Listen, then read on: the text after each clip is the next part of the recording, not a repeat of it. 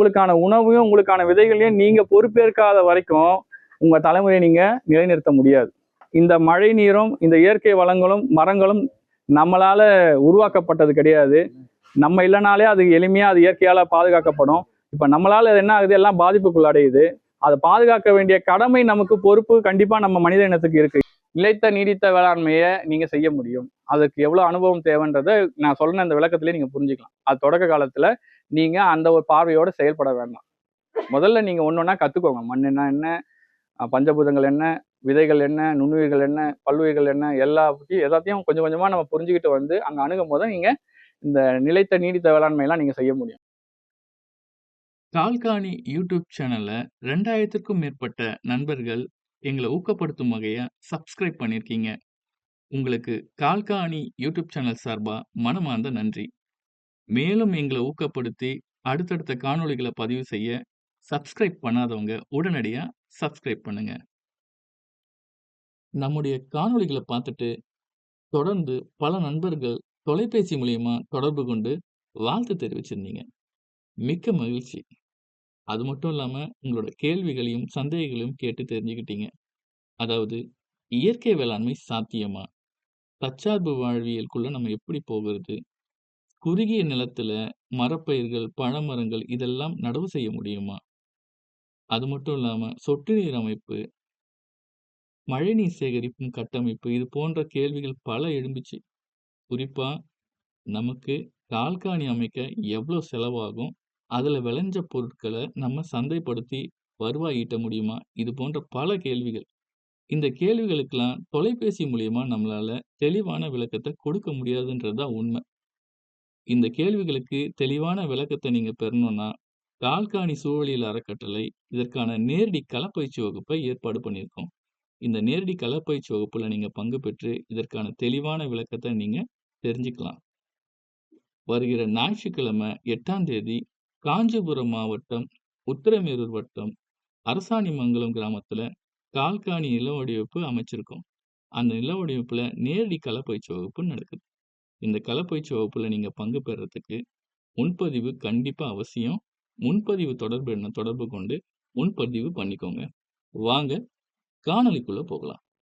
புறக்கடைன்னு சொல்லுவாங்க. புறக்கடை அப்படின்னா வீட்டோட பின்புறத்துல இருக்கக்கூடிய பகுதி.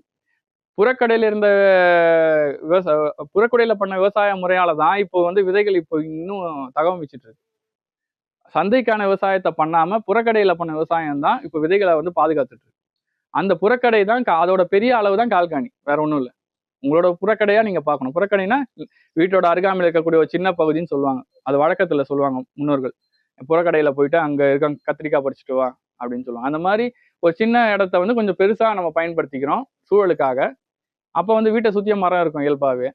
அதுக்குன்னு ஒரு பகுதி வெயில் இருக்க இடத்துல காய்கறி நட்டுருப்பாங்க, கீரைகள் போட்டிருப்பாங்க. அதை வந்து நம்ம இப்போ இருக்க காலகட்டத்துல கட்டமைக்க வேண்டியதா இருக்கு.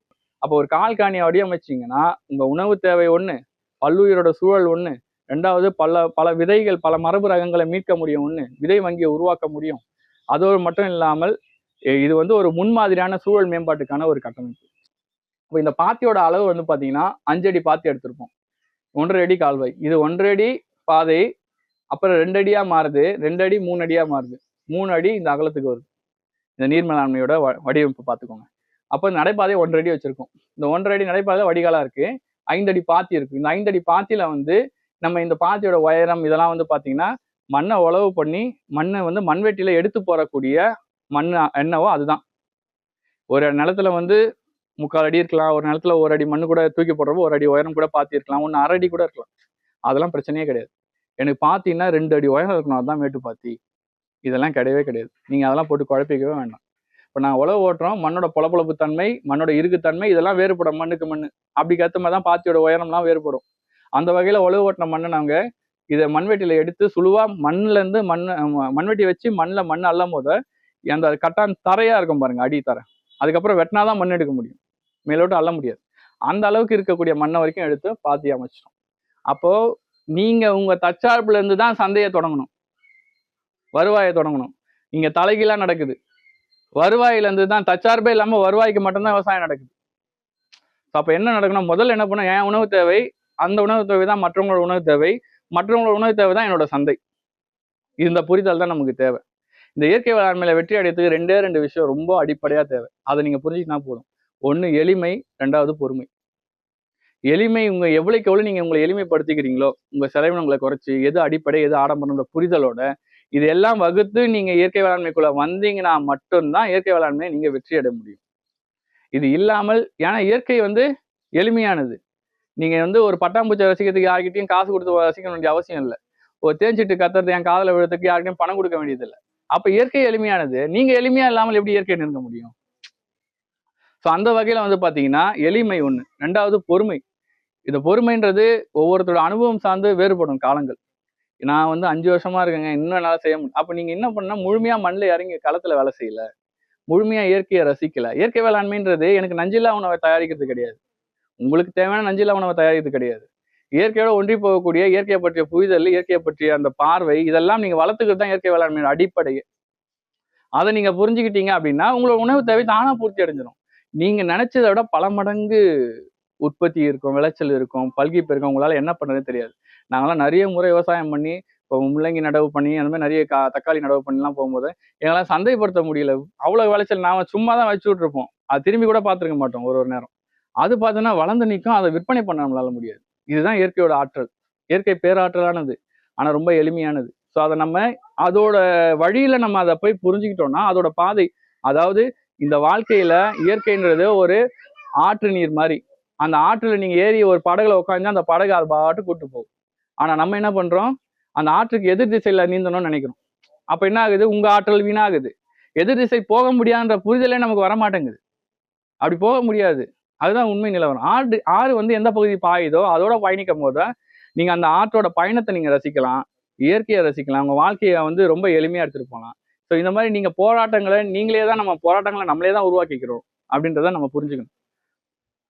அடுத்த பாத்தீங்கன்னா, இந்த தட்டி பந்தல் அமைப்பு சொன்னேன் இல்லைங்களா, இந்த அமைப்புல இந்த பந்தல் கொடி காய்கறிகள்ல இந்த எடை குறைவான ரகங்கள் எல்லாத்தையும் இங்க நடவு பண்ணலாம். அடுத்ததா நம்ம உள்ள வர்றது பாத்தீங்கன்னா, இதுதான் இந்த மையப்பகுதி, இந்த கால்கனியோட மையப்பகுதி. இதெல்லாம் ஒரு அரண், வேலி, டிம்பர் மரம், பழமரம், இதெல்லாம் ஒரு அரணா இயற்கையில நம்ம அமைச்சோம். இதெல்லாம் பறவைகள் உட்காரத்துக்கான இடம் கிடைக்கும், அதுங்க வாழக்கூடிய சூழல் இருக்கும். எல்லா பறவைகளும், பூச்சிகளும், வண்டுகளும் எல்லாமே அங்க வரணும். எதுவுமே வரக்கூடாதுன்னு நினைச்சா நீங்க இயற்கை வேளாண்மைக்கு நீங்க வரக்கூடாது. முதல்ல எல்லாமே வரணும்னு நினைச்சீங்கன்னா தான் இயற்கை வேளாண்மைக்கு நீங்க வரத்துக்கு தகுதியான ஆள். அப்படி எல்லாமே வரணும், ஆனா நம்மளை பாதிக்கக்கூடாது. அந்த புரிதல் நமக்கு வேணும். இப்போ அதிகமா பூச்சி தாக்கத்தினால என் பயிரெல்லாம் நாசமாகுது அப்படின்னு விவசாயிங்க சொல்றாங்க. அப்ப பூச்சி வரக்கூடாதுன்றதான் அவங்களோட பார்வை. பூச்சி வரக்கூடாதுன்றத தாண்டி பூச்சியே இருக்கக்கூடாதுன்றது அவங்க பார்வை ஆயிடுச்சு. ஸோ நம்ம இயற்கை வேளாண்மை என்ன பண்ணோம், பூச்சி வரக்கூடாதுன்னு நினைப்போம், அவங்க இருக்கவே கூடாதுன்னு நினைப்பாங்க. ஆனா இந்த பார்வையில இன்னும் அதை தாண்டி ஒரு மேம்பட்ட பார்வை நமக்கு வேணும். பூச்சிகளும் வரணும், ஆனா அதனால நமக்கு பாதிப்பு இல்லாத மாதிரி நம்ம பண்ணணும். அதுக்கு அப்ப நம்ம என்ன புரிஞ்சுக்கணும், நமக்கு என்ன தேவைன்றதை தாண்டி அதுக்கு என்ன தேவைன்ற புரிதலை நம்ம இந்த வேளாண் முறையை நம்ம கையாளணும். அந்த வகையில இந்த அரணெல்லாம் தாண்டி பூச்சிகள் இதெல்லாம் இதுக்குள்ளேயே நமக்கு பூக்கள் எல்லாமே எடுத்துட்டு வருவோம், ஆமணக்கு எடுத்துட்டு வருவோம், மக்காச்சோளம் எடுத்துட்டு வருவோம், செண்டு மல்லி, பூச்சி செல்லம் ஐயா சொன்ன அந்த கான்செப்ட் எல்லாமே அடுக்குப்படி அந்த பூச்சி தாக்கத்தை குறைக்கிறதுக்கான ஒரு வேலி அமைப்புலாம் சொல்லுவார். ஆமணக்கு, அதுக்கப்புறம் பாத்தீங்கன்னா மக்காச்சோளம் அமைப்பு, செண்டு மல்லி, அதுக்கப்புறம் காராமணி, உளுந்து, இந்த மாதிரி தட்டைப்பயிரெல்லாம் போடலாம் அப்படின்னு சொல்லி இதெல்லாமே இதுக்குள்ள அந்த அடுக்குள்ள எடுத்துட்டு வரலாம். எவ்வளவு ஈஸியா முடிஞ்சுது. அவர் சொன்ன கான்செப்டையும் இங்க பொருத்த முடியும். இன்னொருத்தவங்களோட அனுபவத்தை நம்ம உள்வாங்கிக்கணும், அதை நம்ம நிராகரிக்க கூடாது. ஸோ அதை நம்ம அதுக்கான ஒரு கட்டமைப்பு நம்ம கிட்ட இருக்கும் போது நம்ம அதை நிராகரிக்க வேண்டிய அவசியம் இல்லை. ஆமணக்கெல்லாம் இந்த மரப்பயிர்கள் ஓரங்களே இல்ல டிம்பர் மர ஓரங்களையோ மூலையில ஒரு 2 நடவு பண்ணா முடிஞ்சு போச்சு நம்ம. ஸோ அப்போ இங்க எல்லாமே முடிஞ்சு உள்ள இருக்கக்கூடிய உணவுகளை வளரக்கூடிய தாவரங்களை எதுவுமே இந்த பூச்சிகளோ வண்டுகளால பாதிப்பு பெருமளவு இருக்காது. இந்த சூழல் கட்டமைக்கிற வரைக்கும் இருக்கவே இருக்காதுன்னு நான் சொல்லலை, கண்டிப்பா இருக்கும், பெருமளவு இருக்காது, உங்களை பாதிக்கிற அளவுக்கு இருக்காது. அதெல்லாம் அது எல்லாமே உணவை எடுத்துக்கிச்சுனாதான் நீங்க சாப்பிட்ற உணவுல நஞ்சு இல்லைன்னு அர்த்தம், பாவம் இல்லைன்னு அர்த்தம். ஸோ நீங்க ஆன்மீக ரீதியா சொன்னா அது பாவம் இல்லைன்னு அர்த்தம். சரியான உணவு, சரியான ஒரு இதுவை நீங்க எடுத்துக்கிறீங்கன்னு அர்த்தம். ஸோ அந்த வகையில பாத்தீங்கன்னா எல்லாம் தேவையும் போக இந்த பாத்தி அமைப்புல நம்ம என்ன பண்றோம், பெரும்பாலும் காய்கறி, கீரை இதெல்லாம் இதுக்குள்ள எடுத்துட்டு வரும். எது உயரம் குறைவா இருக்கக்கூடியதோ, அதாவது அதோட வாழ்நாள் குறைவா இருக்கக்கூடியதோ அதெல்லாம் இந்த கட்டமைப்புல எடுத்துட்டு வரும். இந்த கட்டமைப்பு நீண்ட காலத்துக்கு நீங்க உழவுல வேளாண்மைக்குள்ள இது எளிமையா வந்துடும். மரப்பயிர்கள்லாம் இருக்கு, இதுலயும் உழவு ஓட்ட போறது கிடையாது. பயிர் தொடர்ந்து நீங்க அடுத்தடுத்த விதைகளை விதைச்சிட்டே இருப்போம். இதெல்லாம் நீங்க பண்ண வேண்டியதே இருக்காது எதிர்காலத்துல. அது அப்படியே ஒரு காடு போன்ற அமைப்பு இதுக்குள்ள உருவாகிடும். அப்ப நீங்க இங்க உழவு பண்ண வேண்டியதில்லை, விதைக்க விதையதில்லை. விதைச்சா எப்படி விதைக்கணும்னா சும்மா அப்படி மண்ணை கலரிட்டு விதைய விட்டு போயிடலாம். அது பாட்டு அது வேலையை பார்க்கும் இயற்கையாவே. அந்த மாதிரி கட்டமைப்பு வந்து வெளியில இருக்கிறது. இந்த உள்ள இருக்க கட்டமைப்பு வந்து அதாவது உழவில்லா வேளாண்மைக்கு எடுத்துட்டு போறது தொடக்க நிலையில சாத்தியம் கிடையாது. உழவில்லா வேளாண்மைன்றதே வந்து காடுகளுக்கு மட்டும்தான் பொருந்தும். நமக்கு தேவை ஒண்ணு இருக்கு, அதை எதிர்பார்க்குறீங்கன்னா அது உழவில்லா வேளாண்மையில பெருமளவு சாத்தியம் கிடையாது. அது எப்போ சாத்தியப்படும்னா அதுக்கான சூழல் கட்டமைக்கிற வரைக்கும், நீங்க அதை பற்றி அனுபவம் புரிகிற வரைக்கும் நீங்க அதை காத்திருக்கணும். அப்போ இதுக்குள்ள நீங்க உழவில்லா வேளாண்மை எடுத்துட்டு வரதுக்கு ஒரு 5 ஆண்டு காலமாவது ஆகும். நாங்க உழவில்லா வேளாண்மைக்கு என்ன பண்றோம், நம்ம மூடாக்கு முறையெல்லாம் பயன்படுத்தலாம். மண்ணில் மக்கு சத்துக்களை கூட்டிகிட்டே போகலாம். விதையை மட்டும் ஊனிட்டா போதும், களைகளை கட்டுப்படுத்திடும். அதுவே ஈரப்பதத்தை தக்க வச்சுக்கும். மண் வந்து பொலப்பொலப்பு ஈரத்தன்மை இருக்கும் போதும், நுண்ணுயிர்கள் பெருக இருக்கும் போதும், மண்புழுக்கள் பெருக்கும் போதும் என்ன ஆகுது, உழவு நமக்கு பண்ண வேண்டிய தேவை இருக்கிறது இல்லை. ஸோ அப்படி என்ன ஆகுது, உழவில்லா வேளாண்மை அப்போதான் நம்ம உள்ள போறோம். அப்போ அதுக்கு அடிப்படையாக நமக்கு என்ன தெரிஞ்சிருக்கணும், மண் வளப்படுத்தத்தை பற்றி நம்ம தெரிஞ்சிருக்கணும். மண்ணை எப்படி வளப்படுத்துறது, மண் வளப்படுத்துறதுல பல வகைகள் இருக்கு. ஸோ அது கிளாஸ் எடுத்தோம்னா நம்ம பெருசா போகும். நான் சுருக்கமா சொல்லிடுறேன். மண் வளப்படுத்துறதுல தொழு உரங்கள் போட்டு வளப்படுத்துற முறை ஒன்று இருக்கு. 2வது இலைத்தலைகளை போட்டு வளப்படுத்துற முறை ஒன்று இருக்கு. அடுத்தது மூடாக்கு போடுற முறை ஒன்று இருக்கு. இது எல்லாமே என்னன்னா, மண் வளம்னா என்னன்னு தெரியாம இதை பத்தி சொன்னாலும் உங்களுக்கு புரியாது. மண் வளம்ன்றது என்னன்னா, மண்ணில் எல்லா உயிர்களும் பல கோடி நுண்ணுயிர்கள், நமக்கு கண்ணு தெரியாத பல கோடி நுண்ணுயிர்கள் பல பல பிரிவுகள்ல இருக்கு, பல ரகங்கள் இருக்கு. அப்படி இருக்கக்கூடிய அந்த நுண்ணுயிர்கள் வந்து அந்த மண்ணில் வாழக்கூடிய சூழலும், தன் இனத்தை பெருக்கக்கூடிய சூழலும், தன்னை தகவமைச்சு தன்னோட இருப்பிடத்தை இந்த மண் வந்து சிறப்பான இடமா அப்படின்னு தேர்வு பண்ணுதுன்னா அதுதான் வளமான மண். வேற ஒண்ணுமே இல்லை. அப்படி அந்த நுண்ணுயிர்கள்லாம் அந்த பல உயிர்கள் மண்புழுல இருந்து கண்ணுக்கு தெரிஞ்ச கண்ணுக்கு தெரியாத நுண்ணுயிர் வந்து தன்னை தகவமைச்சுக்கிறதுக்கு அந்த இடம் சிறந்த இடம் அப்படின்றதுக்கு அது எப்படி உறுதிப்படுத்தும், எந்த வகையில உறுதிப்படுத்தும்? எல்லாமே இயற்கையோட பார்வையில ஒண்ணுதான். ஒரு உயிர் தன்னை நிலைநிறுத்ததுக்கு என்னெல்லாம் தேவை, அதுக்கு என்ன தேவை, அதோட தன்னை நிலைநிறுத்தி உயிரை காப்பாத்தியதுக்கு என்ன தேவை? நீர் தேவை, உணவு தேவை, காற்று வசதி, இது எல்லாமே அந்த மண்ணில் இருக்கணும். அவ்வளவுதான். புரிஞ்சுதுங்களா? இப்ப நீர் தேவைன்னா நீரோட ஈரப்பதம் அந்த மண்ணில் இருக்கணும். அது வந்து மூடாக்கு முறை மூலயமா என்ன ஆகுது, ஈரப்பதத்தை நிலைநிறுத்தலாம். அடுத்ததா வந்து உணவு. ஏற்கனவே மக்கிய தொழு உரம் நம்ம போட்டிருப்போம். அப்படி இல்லைன்னா இந்த இலைத்தலை மூடாக்கு மக்கி மண்ணுக்கு உணவா மாறும், அந்த நுண்ணுயிர்களுக்கு உணவா மாறும். அடுத்ததா வந்து பாத்தீங்கன்னா தட்பவெப்பநிலை. அதீத வெயில் இல்லாம அதை பாதுகாக்கக்கூடிய அந்த மூடாக்கு முறை. இது எல்லாமே வந்து மண்ணை வளப்படுத்தக்கூடிய தொழில்நுட்பங்கள். ஸோ மண் வளமா இருந்தாலே நுண்ணுயிர் அங்கே இருக்கும்.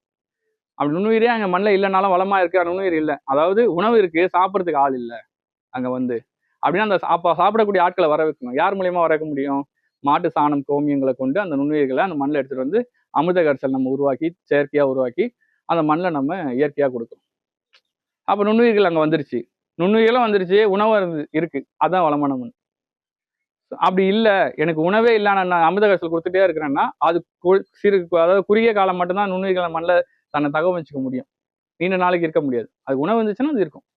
ஸோ அந்த மாதிரி மண்ணை வளப்படுத்திங்கன்னா நிலைத்த நீடித்த வேளாண்மையை நீங்க செய்ய முடியும். அதுக்கு எவ்வளவு அனுபவம் தேவைன்றதை நான் சொன்ன இந்த விளக்கத்திலேயே நீங்க புரிஞ்சுக்கலாம். அது தொடக்க காலத்துல நீங்க அந்த ஒரு பார்வையோட செயல்பட வேண்டாம். முதல்ல நீங்க ஒன்னொன்னா கத்துக்கோங்க. மண்ணுன்னா என்ன, பஞ்சபூதங்கள் என்ன, விதைகள் என்ன, நுண்ணுயிர்கள் என்ன, பல்லுயிர்கள் என்ன, எல்லாத்தையும் கொஞ்சம் கொஞ்சமா நம்ம புரிஞ்சுக்கிட்டு வந்து அங்க அணுகும் போது நீங்க இந்த நிலைத்த நீடித்த வேளாண்மையெல்லாம் நீங்க செய்ய முடியும். உழவில்லா வேளாண்மையெல்லாம். 32.8 லட்சம் சதுர கிலோமீட்டர் நிலப்பரப்பு இந்தியாவோட நிலப்பரப்பு.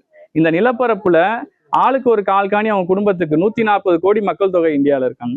ஆக மொத்தத்துல 4 பேர் சேர்ந்தவங்க ஒரு குடும்பமா எடுத்தா கூட 15-20% நிலப்பரப்பு போதும் இந்த தற்சார்பு உணவு தேவையை பூர்த்தி பண்ண.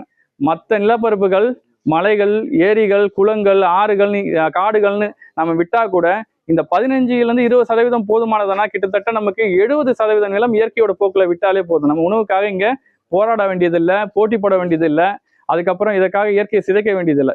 ஸோ இதான் இறுதியா நான் சொல்லி நிறைவு பெற்றிருக்கேன். நன்றி, வணக்கம். கால்காணி சூழலியல் அறக்கட்டளையால வெளியிடப்பட்ட கால்காணி தற்சார்பு சூழலியல் வேளாண்மை என்ற புத்தகம் இயற்கை வழி வேளாண்மையோட அடிப்படை தகவல்களை உள்ளடக்கியது. இந்த புத்தகத்தை பெறுறதுக்கு ஸ்கிரீன்ல தெரிகிற வாட்ஸ்அப் எண்ணுக்கு வாட்ஸ்அப் பண்ணுங்க.